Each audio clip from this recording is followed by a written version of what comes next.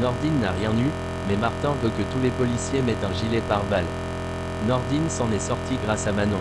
La balle est du 9 mm. Mélanie croit qu'elle a croisé le tireur, elle a vu une personne sous une capuche. Assez grand, plutôt mince, elle peut tenter de faire un portrait robot. Adam dit à son père qu'il doit accepter que peut-être il ne saura la vérité sur Alain. S'il continue à se laisser bouffer par cette histoire, il va tout fou astérisque astérisque astérisque en l'air. Adam dit qu'il risque de perdre Charlie, et ça sera sa faute.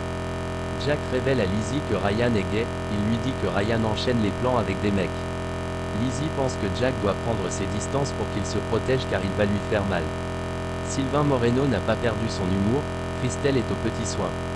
Elle lui a acheté un fauteuil tout confort, elle lui prépare son petit déjeuner et lui donne son plaid pilou-pilou qu'elle ne voulait jamais lui préparer.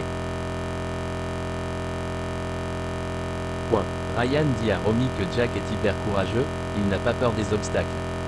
Romy propose à Ryan d'inviter Jack à la maison. Elle trouve que depuis qu'il l'a rencontré, il a l'air plus heureux. Damien cherche le téléphone de Muriel Faure, et impossible de trouver le scellé. C'est le document qu'avait volé Mélanie. Damien explique à Georges que cette pièce a disparu, il va se faire défoncer par le procureur alors qu'ils sont sur une tentative d'homicide. Damien dit à Martin qu'il pense que quelqu'un l'a volé.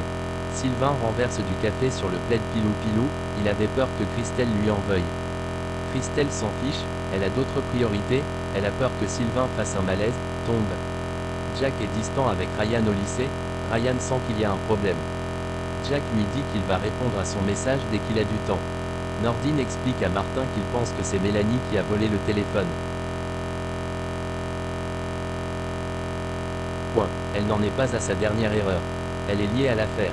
Martin décide de lancer un avis de recherche sur Mélanie, flic armée et dangereuse. Martin pense qu'elle est capable du pire. François vient voir Charlie chez les Moreno. Il lui dit qu'il a beaucoup de choses à se faire pardonner. François s'excuse de se laisser bouffer par cette histoire. François dit à Charlie qu'elle lui manque. Il a décidé de prendre du recul par rapport à ce qui est arrivé à son père. La priorité c'est le présent, Adam et elle.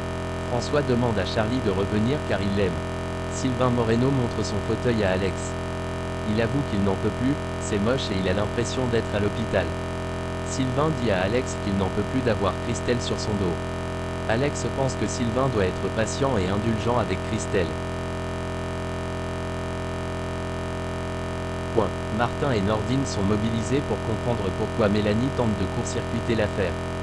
Ils essaient de trouver son mobile. Audrey dit à Lizzie que Jack est en train d'aller mieux depuis qu'il fréquente Ryan. Il sourit plus. Lizzie pense que son frère est hyper fragile, il n'a pas besoin de souffrir en amour. Audrey pense que Lizzie est hyper protectrice pour protéger Jack, mais il n'y a pas de raison que ça se passe mal. Elle doit le laisser vivre. Sylvain a préparé le dîner, il a cuisiné, et décide d'avouer à Christelle qu'elle peut rendre ce fauteuil trop moche. Sylvain explique qu'il va bien maintenant, elle n'a plus de raison de s'inquiéter.